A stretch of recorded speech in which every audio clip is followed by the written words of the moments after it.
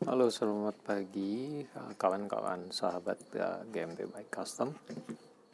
Sekarang kita akan coba mengulas penggantian speedometer CB150R LED facelift. Kita akan ganti dengan ini, speedometer custom Babon.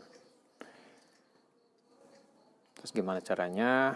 Nah, saya nggak akan terlalu bahas gimana soket-soket koneksi di speedometer Babon ini, karena kalau kamu beli speedometer Babon ini di sini udah ada keterangannya cukup jelas ya. Jadi kita nggak akan terlalu detail bahas itu. Yang akan saya bahas ini adalah gimana koneksi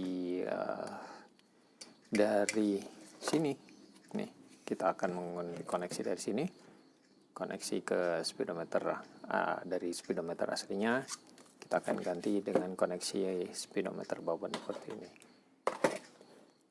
Yang saya harus siapkan adalah ini, pin soket 16 pin, sebetulnya ini dua pin ini sama. Ini adalah pin cabutan ya. Ini pin cabutan dari speedometer yang rusak. Ini kalian bisa beli online, banyak, murah juga harganya, hanya sekitar 20 ribuan. Kenapa sih saya pakai ini? Karena saya nggak mau ngerusak kabel aslinya, kabel bodi aslinya saya nggak akan rusak. Nggak mau rusak, soalnya kalau kabel bodi aslinya itu nanti dirusak, suatu saat kita akan kembalikan jadi repot. Jadi kita nggak akan pakai cara yang merusak. Makanya saya siapkan ini. Nah, ini juga ribet di awal, cuma nanti kalau udah pemasangan itu sangat gampang. Jadi kalian tinggal masukkan ini ke kabel bodinya. Suatu saat kalian akan kembalikan lagi speedometer AC-nya. Ini tinggal cabut ya dan masukkan lagi AC-nya. Oke. Ini pin 9 ini saya siapkan juga pin 9 dari sini. Dari sini saya buatkan lagi pin 9 male. Nanti akan connect ke speedometer Babonnya seperti ini. Oke, kita bahas koneksinya supaya lebih cepat.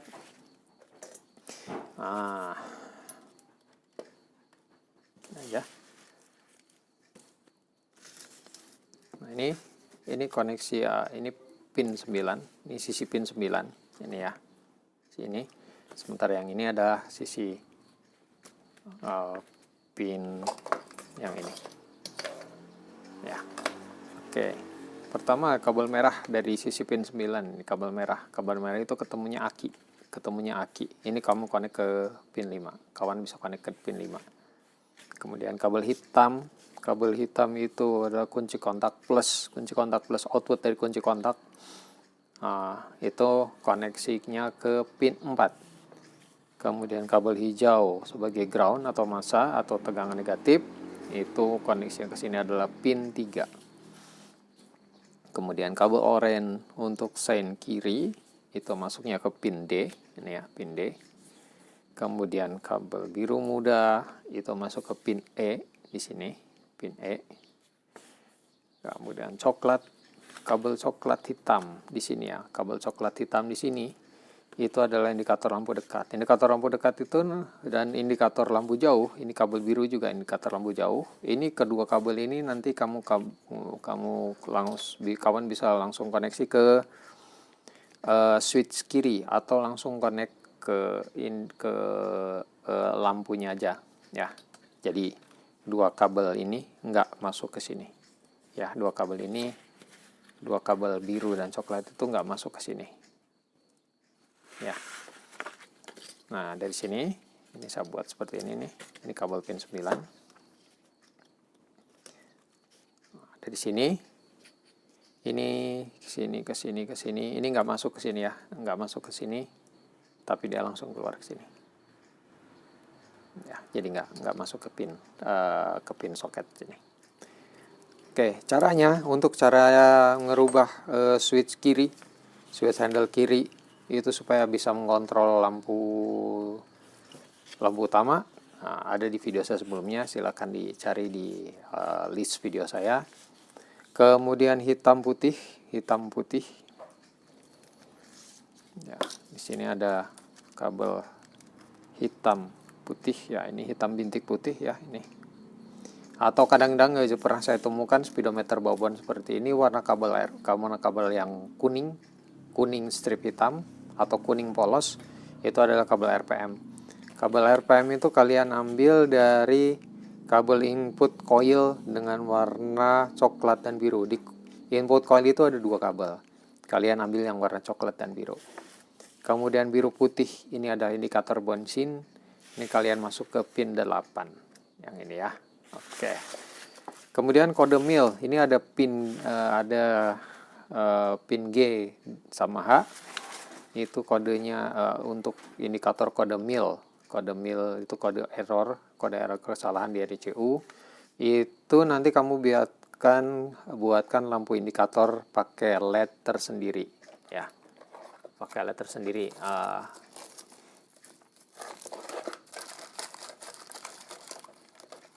Bisa pakai LED seperti inilah.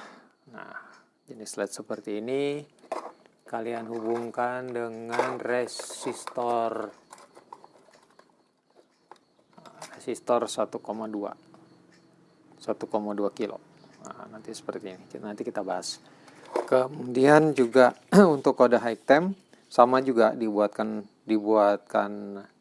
indikator lampu LED sama seperti mil, tapi dengan switching transistor. Seperti apa pembuatannya? Ayo kita bahas sedikit. Ini kita ganti. Skema indikator high temp dan kode milnya seperti ini. Ya. Ini anoda LED, ini lampu LED ya. Kita serikan dengan resistor 1,2 kilo. Kemudian input dari LED itu adalah anodanya ini katoda, sisi katoda. Anodanya kamu hubungkan dengan pin 4. Kemudian diseri dengan resistor dan langsung masuk ke pin G. Ya, pin G ini kan adalah indikator kode mil. Sedangkan untuk indikator high temp ini agak ribet karena pengalaman saya. Kalau dibuat seperti ini, langsung dibuat seperti ini ya. Langsung dibuat seperti ini, masuk ke pin pin H di sini.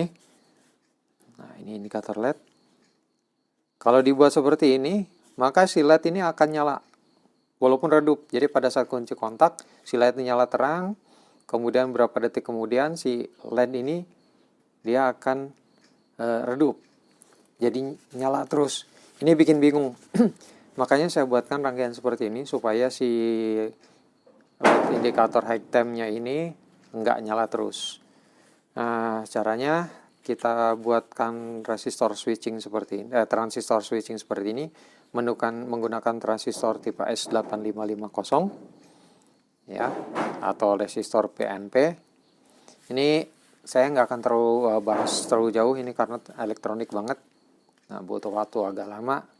Kalau kawan-kawan nggak ngerti rangkaian ini bisa hubungi rekan-rekan yang ngerti elektronik. Ini semuanya elektronika sederhana aja.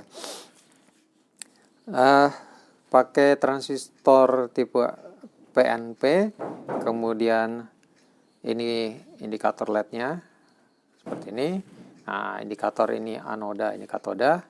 Katodanya kalian masukkan ke ground ya, ke ground atau pin 3, ke pin 3. Kemudian ini catuannya ini kalian positifnya dari pin 4. Dari sini ya, pin 4. Kemudian ini input base-nya, ini di jumper dengan resistor 1 kilo. Sementara untuk catuannya ditahan dulu pakai resistor 10 kilo. Dan kalian masukkan ke pin H. Ya, kalau seperti ini aman. Nah, si lampu LED nggak akan nyala terus. Jadi pada saat kunci kontak on, lampu LED nyala, kemudian berapa detik kemudian dia mati. Nah, pada saat motor kalian mengalami overheat, ini tetap bisa nyala. Oke. Selanjutnya koneksi koneksi yang pin 6. Ini indikator gear position, indikator posisinya. Supaya kita bisa memanfaatkan fitur gear position di sini, ya, fitur gear positionnya supaya itu bisa aktif, kawan harus menggunakan kabel sensor gear punyanya Honda Sonic. Nah, kalau CB itu sensor gearnya cuma ada sensor netral. Nah, sementara kalau Honda Sonic itu ada indikator 1, N, 2, 3, sampai 6. Ya, koneksinya seperti apa? Nah, koneksinya seperti ini. Ini dari sisi ini soket gearnya.